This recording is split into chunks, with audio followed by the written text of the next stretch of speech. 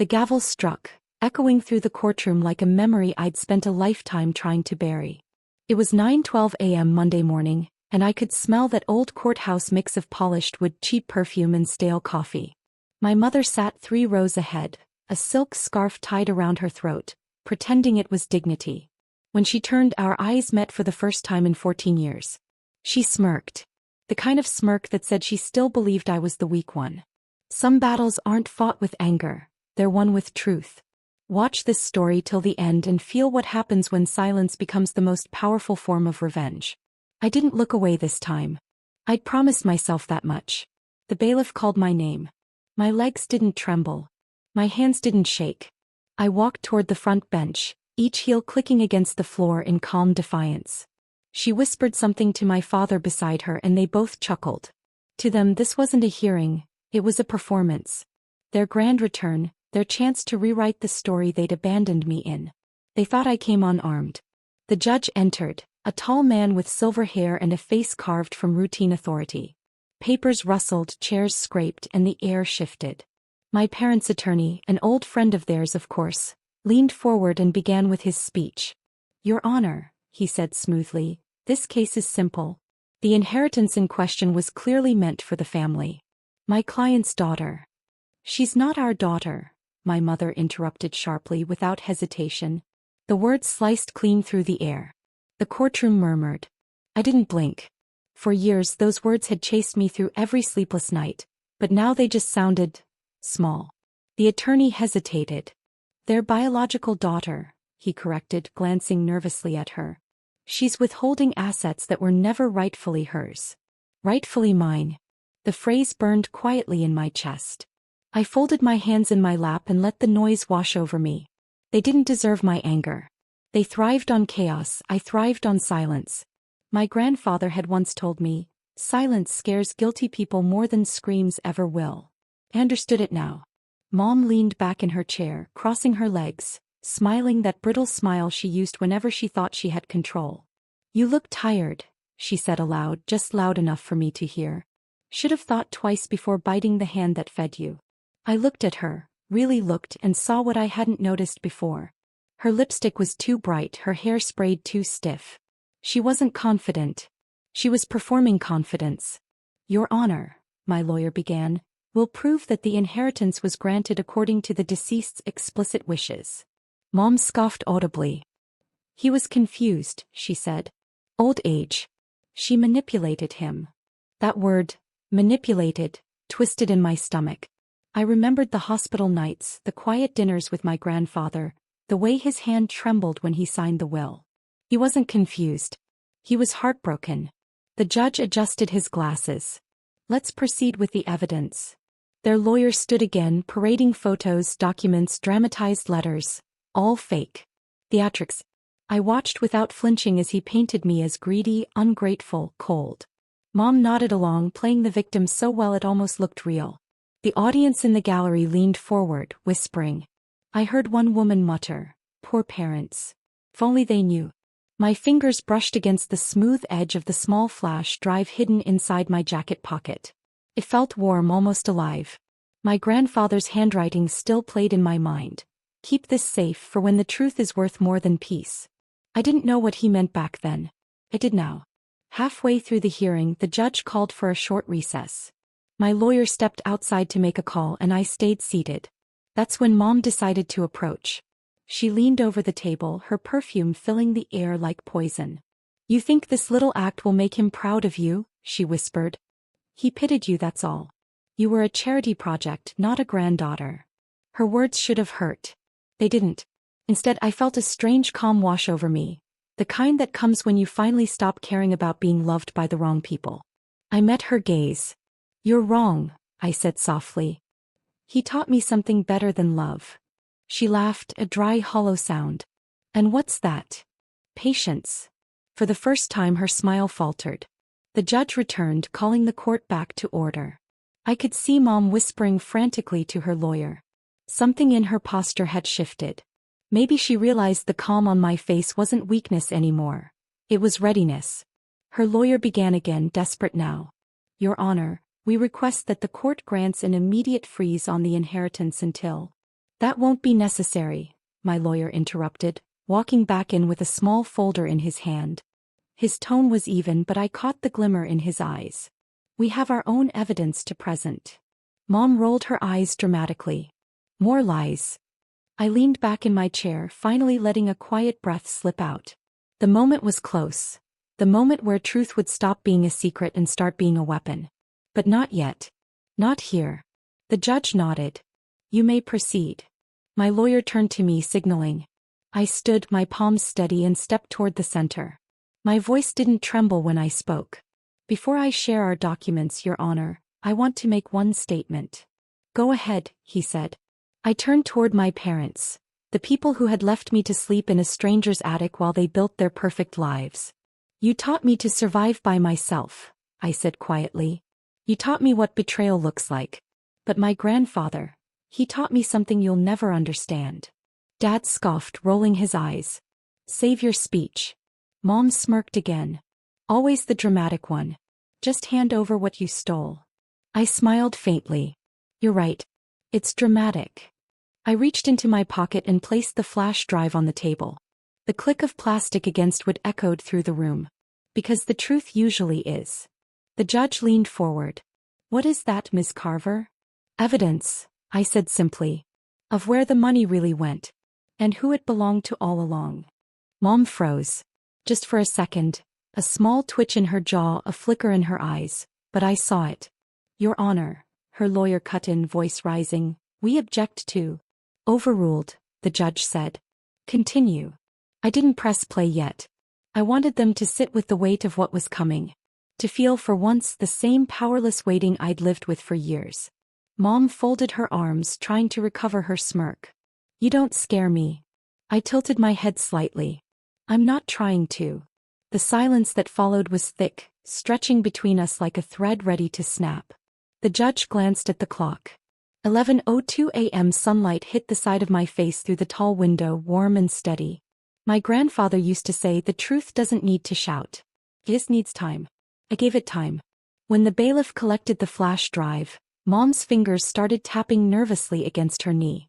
A small, rhythmic sound, the same one she made when she lied. I'd spent my childhood memorizing that sound. The file was handed to the clerk, who walked it to the bench. The judge turned it over in his hand, then slid it into the computer port. For a brief moment the screen remained black. My parents exchanged a quick, uncertain glance. Then the first recording played. Their voices, young, careless, unmistakable, filled the courtroom. Laughter, muffled conversation, then Mom's voice, clear and cold. She'll never find out. He thinks we're still visiting her on weekends. Gasps rippled through the room. The judge looked up sharply. Mom's hands tightened on the armrest. Her color drained. I didn't look at her. I didn't need to. The audio stopped halfway through, freezing on silence. The kind that makes your heartbeat sound too loud. The judge exhaled slowly. We'll resume this after a brief review. The gavel hit the wood again. Court is in recess. As people stood whispering, I stayed seated. Mom rose abruptly, her chair scraping the floor, and turned toward me. What did you do? She hissed. I met her glare with calm eyes. I just pressed play. Her mouth opened, but no words came out. For the first time in my life she looked small. The clerk motioned for everyone to exit, but I didn't move yet. I let her stand there, trembling under the weight of what she'd built, and what I'd quietly dismantled. When I finally stood, I leaned close enough for only her to hear. This is just the beginning, Mom. And then I walked away, leaving her staring after me, the smirk gone, replaced by fear she couldn't hide. Those words still tasted like steel on my tongue as I left the courtroom that afternoon. Her eyes had followed me all the way to the exit, wide, frantic, searching for a weakness that wasn't there anymore. I didn't turn back. The marble floor clicked beneath my shoes, each step louder than the one before. Outside the sunlight was blinding. For a second I closed my eyes and breathed in the sharp chill of autumn air. The courthouse lawn was covered in yellow leaves, the kind that crunch underfoot when you're alone. Reporters swarmed near the steps, shouting questions. Why did you expose them? Is the evidence real? Are you afraid of what happens next? I said nothing. Silence was my armor now. My lawyer caught up to me near the fountain. You did well in there, he said softly, glancing over his shoulder at the cameras. But this isn't over. They'll fight back. I know, I replied, sliding my sunglasses on. That's why I'm not done either.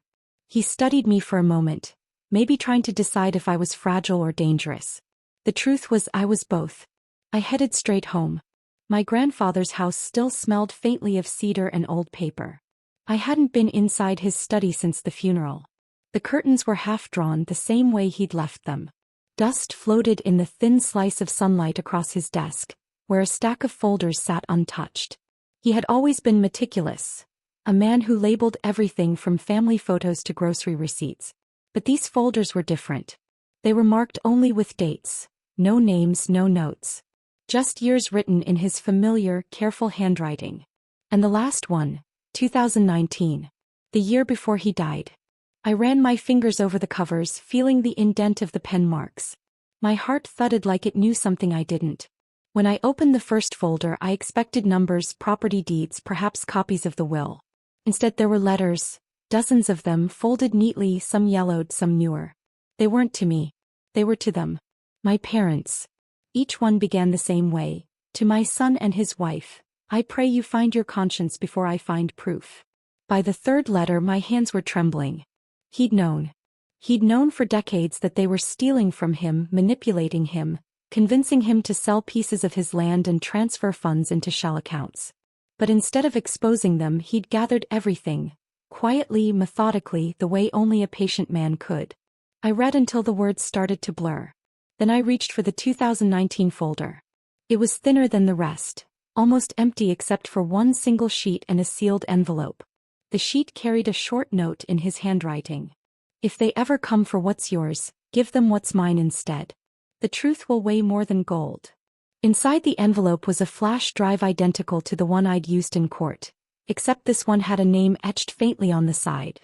Ruth. My mother's name. My breath caught. I plugged it into the laptop on his desk. The old machine hummed to life, slow but steady. A folder opened with one single video file, timestamped 6 months before he passed. When the video began, my grandfather sat at this very desk, eyes sunken but alert. If you're watching this, he said, voice hoarse, they've shown their faces again. He coughed, leaning forward. Ruth, you always thought I was blind to your greed. But I saw every withdrawal, every lie. I just wanted to see if guilt could ever save you. It couldn't. He turned his gaze directly to the camera. And if my granddaughter finds this before you do, child, you were right to walk away. They don't know it yet, but I've already left the rest to you. The world doesn't owe them another cent. The video cut off. I sat frozen, staring at the black screen, tears sliding silently down my face. He had prepared for this, not just legally but emotionally. Every folder, every word. He'd built a map of truth that only I could follow. And I knew what came next. The next morning I met with my lawyer again. There's more, I told him, placing the folders on his desk. He adjusted his glasses, flipping through them one by one, his brow tightening. These are damning, he murmured. If this goes public. It won't, I cut in. Not yet. I don't want a scandal. I want accountability. He nodded slowly. You're sure? Yes, I said. They ruined reputations for money. I'll ruin silence with truth. He exhaled, rubbing his temple. All right, but you'll need witnesses. Bankers, staff, anyone who can confirm the documents. I have one name. Mrs. Halpern, my grandfather's housekeeper. She'd worked for him for 40 years and vanished right after the funeral. Everyone assumed she'd retired. I wasn't so sure. I found her address in one of the folders. A small nursing home an hour away. When I arrived, the nurse led me to a sunlit room overlooking a rose garden. Mrs. Halpern was there, her white hair neatly pinned, her eyes still sharp despite her age. You look just like him, she said before I even spoke. You knew about them, I said quietly. Didn't you? Her lips curved into a sad smile. He told me to stay silent until the day they turned on you. I suppose that day's here. I nodded. I need your statement. You'll have it, she said. But understand, once you start this, there's no going back. They'll lose everything. That's the point, I said. For the first time she smiled, not kindly but approvingly. Good. He always said you had his backbone. Back home, I spread the evidence across the table. Pages of transfers, fake charities, stolen deeds. Each piece told a story of quiet theft dressed as love. In one folder, I found a handwritten confession from my father. Unfinished, torn at the edge. I never wanted to lie to him, Ruth made me. The rest of the page was missing. I stared at it for a long time, wondering if guilt had eaten him alive, or if he'd simply grown comfortable with sin. My phone buzzed, an unknown number. I answered without thinking. Her voice. My mother's. "Why are you doing this?" she demanded. No greeting, no apology. "I'm just finishing what he started," I said. "You're destroying your family. You did that years ago." There was a pause, long strained. Then she whispered, "You think you've won? You haven't even seen what I can do." I smiled faintly. "Then we're finally even." She hung up. For the next few hours I worked. Sorting, scanning, organizing. My hands moved steadily, but my mind replayed the video of my grandfather's face. Calm, deliberate, unwavering. At dusk, the sky outside turned the color of bruised plum. I made a pot of tea, the old ceramic one he'd used every morning, and sat at his desk again. For the first time, I didn't feel like a visitor in his house. It felt like home. A notification popped on my laptop. An email from an unknown sender. The subject line read, "You're not the only one with copies." My stomach dropped. I opened it. Inside was a single attachment. A scanned image of my grandfather's last will, the signature crudely edited, my name replaced with hers. They were already trying to rewrite history again. But this time I was ready. I forwarded it to my lawyer, then to the judge's clerk, marking it, potential forgery evidence. As I hit send, thunder rolled outside. The windows rattled. I didn't believe in signs, but it felt like the storm had chosen its side. I looked at the remaining folders, still unopened, their paper edges curling slightly from age. Each one was a piece of his legacy. Not the money, not the land, but the truth he'd spent years protecting. He hadn't left me wealth. He'd left me purpose. And tomorrow I'd use it. That night I barely slept. Every creak of the house sounded like footsteps, every gust of wind like whispers of warning. But fear had no hold anymore. I'd lived through worse. Hunger, abandonment, shame. The only thing left to lose was silence. As dawn broke, light spilled through the curtains, touching the folders on the desk like an unspoken blessing. I reached for the last one, the thinnest, labeled only "Final Notes."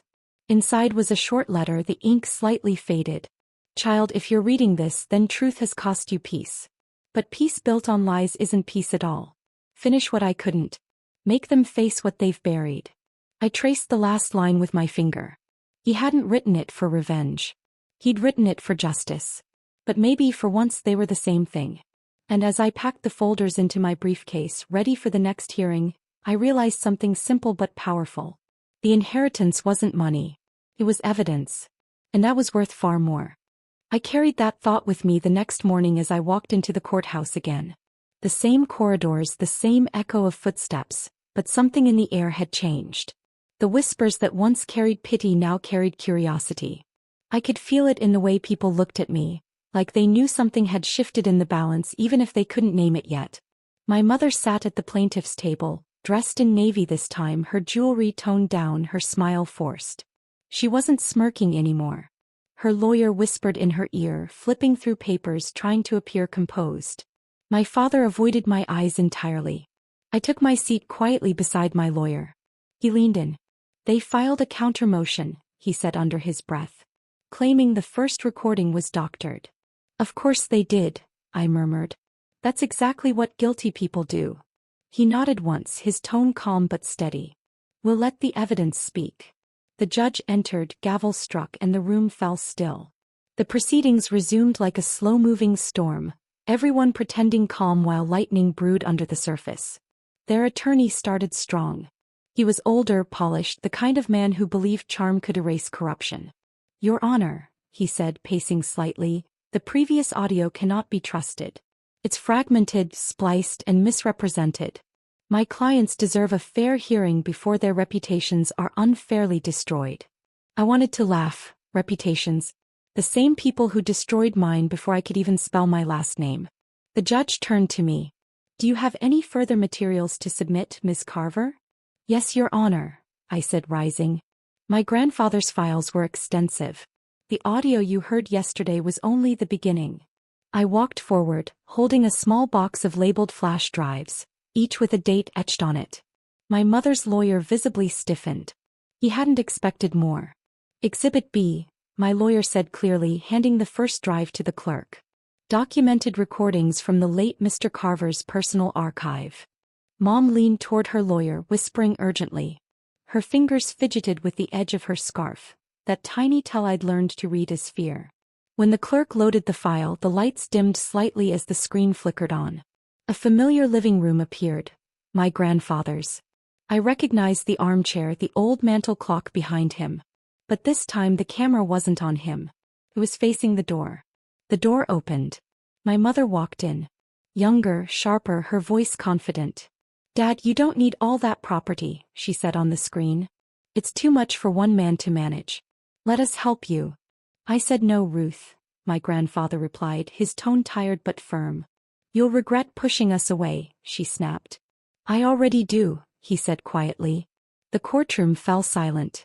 You could almost hear the heartbeat of the people watching. Then came laughter. Their laughter, faint but clear from the background of the recording. My father's voice joined hers. He won't last another year. Someone in the audience gasped. The video froze on my mother's face mid-smile. The judge's expression hardened.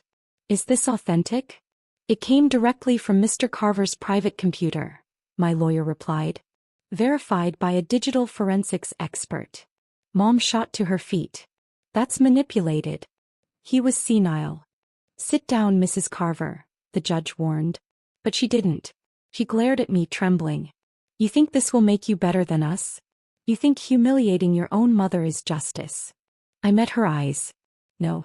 Telling the truth is. Her lips parted, but no words came. Her lawyer gently tugged her sleeve, forcing her to sit. The faint clinking of her bracelets was the only sound left in the room. The second clip began before she could recover. It was an audio recording this time, a dinner conversation. The sound of dishes, laughter, and then my father's voice. She'll never know. We'll make him change the papers. Mom's voice followed. He already signed the transfer. Once he's gone, she's gone too. And then laughter, loud, careless, cruel. In the courtroom the sound was unbearable. The kind of laughter that crawled under your skin because it belonged to people who'd never imagined consequences. I looked at the judge. He was staring down at the desk, his pen motionless. The clerk's eyes were wet. Even the security guard near the door had turned away slightly, as if embarrassed to witness it. When the audio ended, I could feel my heartbeat in my throat. The silence that followed wasn't peace, it was reckoning. My mother shifted in her seat, her shoulders shaking slightly. She wasn't crying. She was seething. You think this proves anything? She said, voice trembling. He was confused. You're exploiting him even in death. I leaned forward, my voice steady but low. He wasn't confused. He was disappointed. Her expression broke for a second, a flicker of something raw behind her anger. Then she looked away. The judge cleared his throat. This court will recess again to verify the authenticity of these materials. No, I said quickly. All eyes turned to me. Your Honor, there's one more clip you should hear before you decide. Mom's head snapped up. No. The judge hesitated, watching both of us. Proceed. The third clip began, shorter than the others. My grandfather again, speaking directly to the camera, his face lined but alert. If this reaches the courtroom, then they have lied under oath, he said. Let them laugh. It won't last long. The video ended there. And just like that, the laughter stopped. As the judge dismissed the room, murmurs filled the air like rising smoke. I gathered my papers slowly, feeling my pulse settle. My lawyer whispered, "You've won the public today at least." "I'm not after the public," I said quietly. "I'm after truth." We stepped into the hallway. My mother and father followed a few minutes later, surrounded by reporters. The questions came fast. "Mrs. Carver, did you forge the will? Is the audio real?" But she didn't answer. She kept her eyes fixed on me, cold and desperate. When they reached the steps, she stopped. "You've ruined everything," she hissed. "No," I said. I just opened the windows. She looked around, flashes from cameras catching her face from every angle, and for the first time she couldn't hide behind polish or pretense. Her voice cracked as she said, "He was my father too." I met her gaze evenly. "Then why did he leave everything to the one person you abandoned?" She had no answer. She turned and walked away, her heels clattering against the stone, echoing down the steps. That night I couldn't sleep. Every word from those recordings played in my head like a broken clock ticking through time. Proof, pain, and vindication tangled together. I sat in my grandfather's study again, the folders spread out, the smell of old wood and dust heavy around me. The rain outside drummed against the windows, steady and relentless. I replayed the second clip quietly, headphones on just once more, not to gloat but to remind myself how easily laughter can curdle into guilt. Halfway through, something new caught my ear, faint but there. A voice in the background I hadn't noticed before. It wasn't my parents. It was another man. He said, "She'll never see it coming. Once we change the signature, it's over." I froze, replayed the line. That voice. I knew it. It was Mr. Harlan, my grandfather's attorney, the man who had drafted every version of the will. I paused the audio, heart racing. That changed everything. My parents weren't alone in this. They'd had help. And now I knew exactly where to look next. The next morning I called my lawyer. "We need to subpoena Mr. Harlan," I said. He sighed. "If he's involved, this goes deeper than inheritance fraud. You could expose an entire network." "Then that's what we'll do." He was quiet for a moment. "You're sure you want to keep going?" "Yes," I said. Because their laughter died before the second clip ended, but mine hasn't started yet. I hung up, slipped the final folder into my bag and looked around the room one last time. My grandfather's photograph sat on the mantel, his eyes kind but steady. I whispered, "I'm not done yet." Outside the rain had stopped. The world looked washed clean, but I knew the real storm was just beginning. That was the last thing I whispered to my grandfather's photograph before stepping into the rain-washed morning. The sky was still gray, the kind that makes the world look freshly scrubbed but not yet clean. My hands were steady as I clutched the final folder in my bag, the one that would turn truth into consequence. Outside the courthouse, people were already gathering again. Reporters, spectators, strangers drawn to the scent of scandal. They spoke in hushed tones as I passed, their eyes following me like a tide shifting toward a storm. Inside, the air was colder than before. My mother sat at the table with her lawyer, lips pressed so tightly they'd lost all color. My father's eyes darted from me to the judge's bench, restless, guilty. The man who once couldn't meet my gaze now couldn't escape it. My lawyer leaned closer. "You ready?" "I've been ready for 14 years, I said. The hearing opened quietly, too quietly. Even the gavel sounded softer, as though the room itself was holding its breath. The judge began with formalities, his voice measured, professional. But beneath it, everyone could feel what was coming. "Before we proceed," he said, "the court has reviewed the audio and video exhibits submitted yesterday. We've confirmed their authenticity." My mother's shoulders tensed. The lawyer beside her blinked too quickly. "Furthermore," the judge continued, "Mr. Harlan, the former attorney for the late Mr. Carver, has been subpoenaed to testify." Gasps rippled through the room. Mom turned sharply toward her lawyer. "You didn't tell me that," she hissed. He whispered back, "He agreed late last night." I watched her crumble in slow motion. For the first time she looked unsure of which mask to wear. Mr. Harlan entered a few minutes later. Older now, his once smooth hair streaked with gray, his briefcase clutched too tightly. He walked past me without a glance, but I saw the tremor in his hand when he took the oath. "Mr. Harlan," the judge began, "you managed the Carver estate for over 3 decades, correct?" "Yes, Your Honor." "Did you at any point alter or facilitate alterations to the will of the late Mr. Carver?" He hesitated just a fraction too long. Mom straightened. "He won't say a word against me," she murmured, but her voice betrayed her. Mr. Harlan exhaled slowly. "Yes," he said finally. "I was asked to draft a false version of the will." The courtroom erupted. "Order!" the judge barked, slamming the gavel. Mom shot to her feet. "You liar!" she screamed. "You promised." He didn't look at her. "You promised it was temporary. That you'd make it right once you had control." His voice cracked. I kept copies of everything, Ruth. Every email. Every transaction. Her face went pale. I sat still, my heartbeat steady, the same way my grandfather had taught me to breathe through pain. The judge nodded toward me. Miss Carver, do you wish to submit these additional records to the court? Yes, Your Honor. My lawyer handed over the final folder, labeled Final Notes. Inside were printed emails between my mother, my father, and Mr. Harlan. Instructions. Payments. A digital trail of greed. The courtroom clerk projected them onto the screen. Subject: make sure she's excluded from the revision. From Ruth Carver. Harlan and Associates. Line after line appeared, each one slicing through the years of lies. Mom buried her face in her hands. Dad stared at the floor. The judge's tone hardened. Mrs. Carver, do you deny sending these?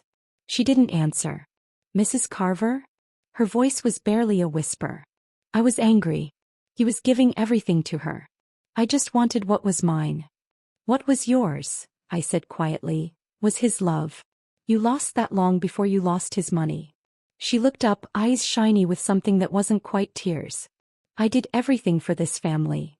No, I said. You did everything for control. The judge leaned back, studying her. I've heard enough. For a moment no one moved. The room felt frozen, as if time itself was waiting for his next words. This court finds sufficient evidence of forgery, perjury, and attempted fraud against the estate of the late Mr. Carver. The inheritance remains legally and morally the property of Miss Clara Carver.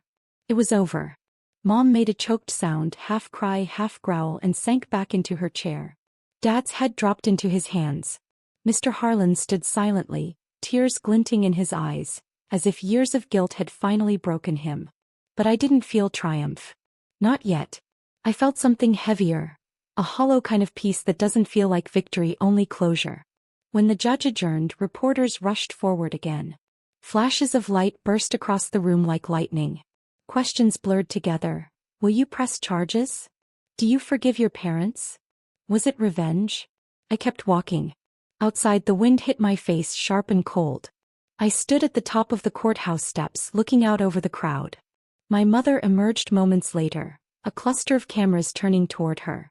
She didn't look at me. She walked past, eyes down, hands shaking.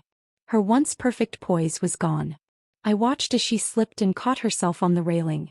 No one rushed to help. Not this time. By evening the news had spread. Every major network was running the story. Carver inheritance trial exposes family fraud. I sat alone in the study, the television muted, the headlines scrolling silently across the screen.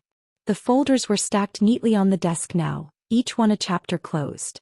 My lawyer called. It's done. They'll likely face charges within the week. I nodded even though he couldn't see me. Thank you. He hesitated. Are you okay? I don't know, I said honestly. I thought winning would feel different. He exhaled. Justice rarely feels good. It just feels necessary. After we hung up, I turned off the lights and sat in the dark.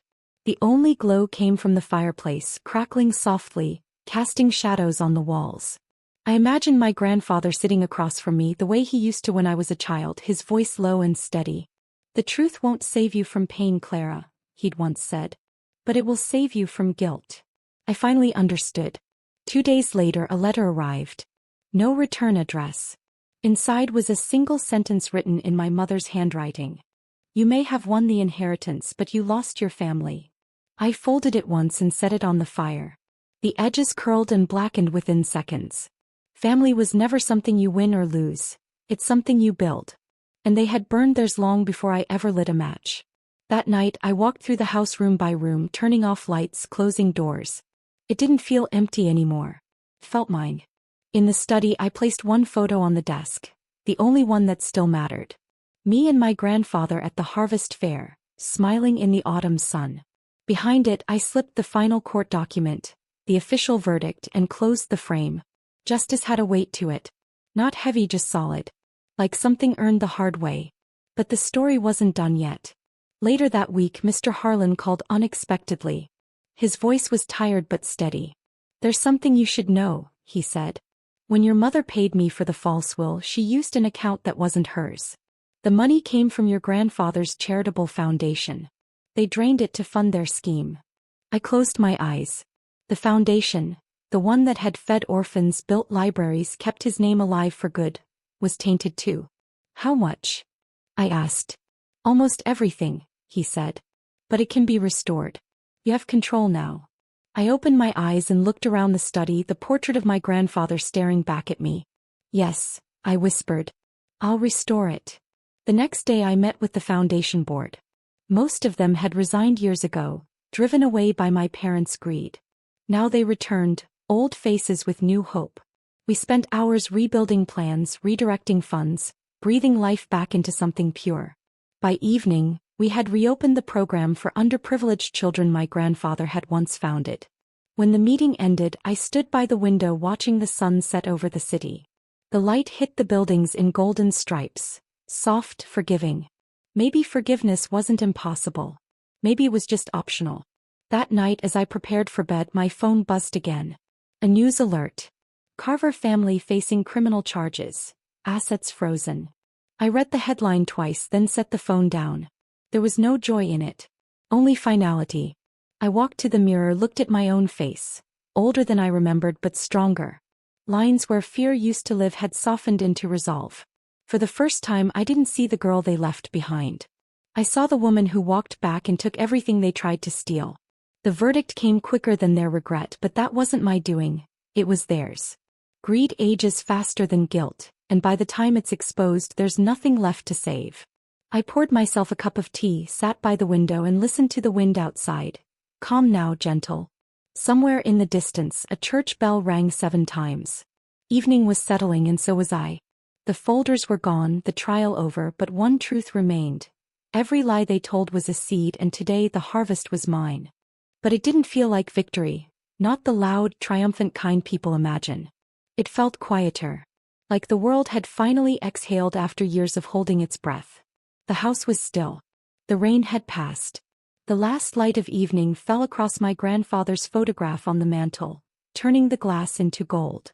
I poured another cup of tea and sat in his armchair, the one that creaked under his weight when he used to read to me. For a long moment I just listened to the clock ticking on the wall. Every second sounded like closure arriving one breath at a time. That's when I heard the gate outside open.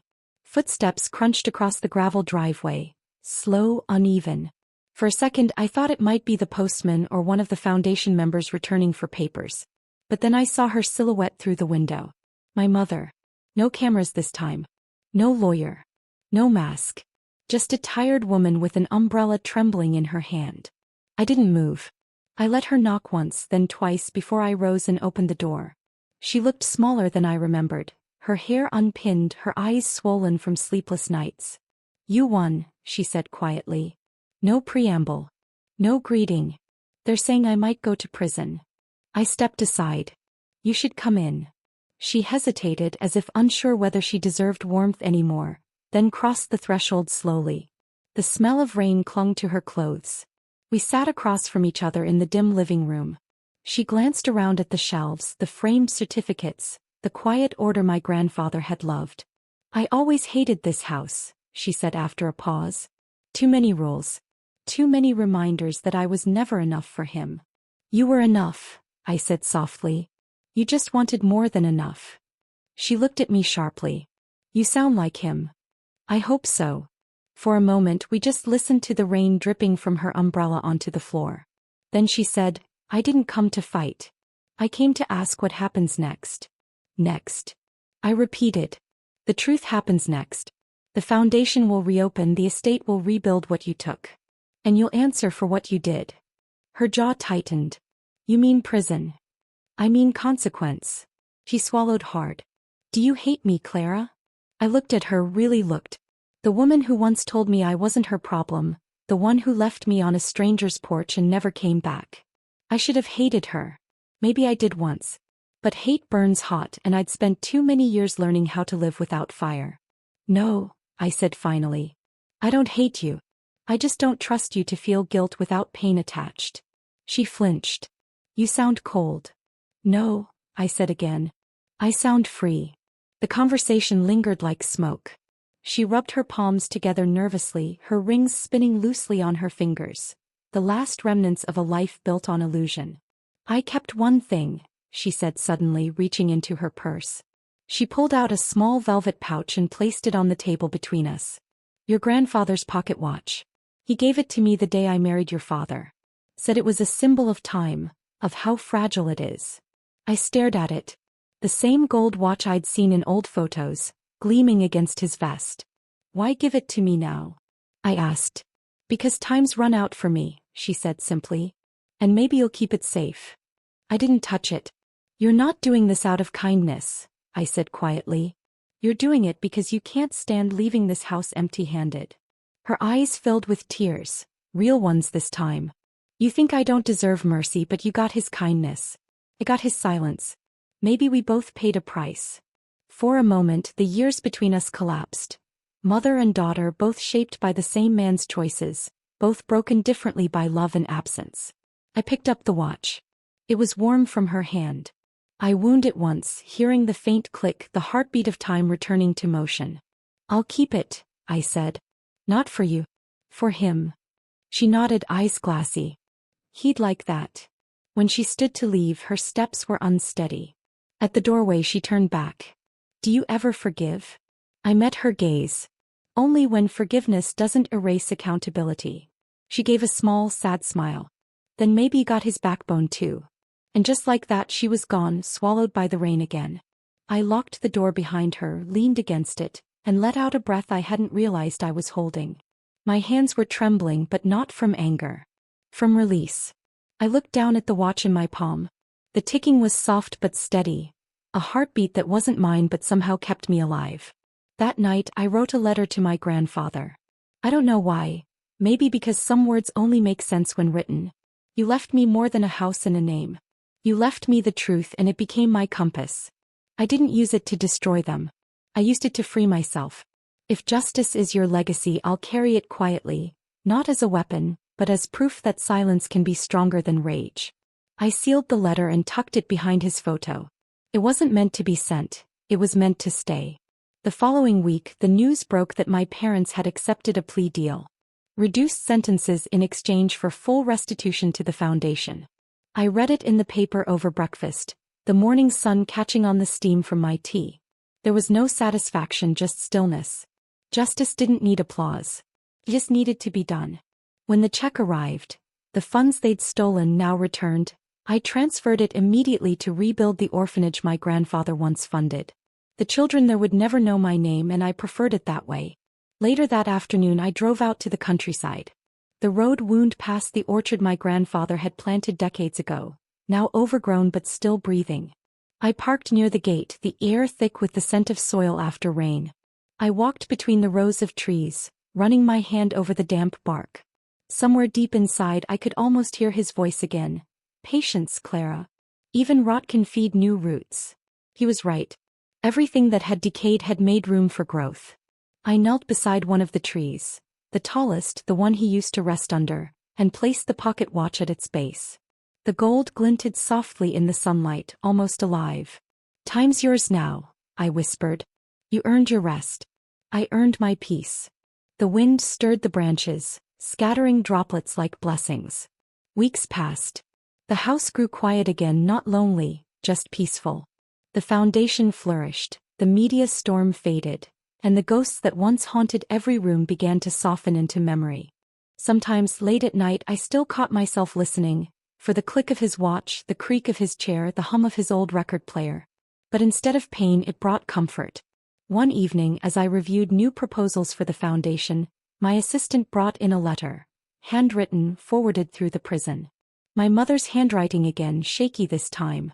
They treat me kindly here, it read. Sometimes I volunteer in the library. They call me Mrs. C.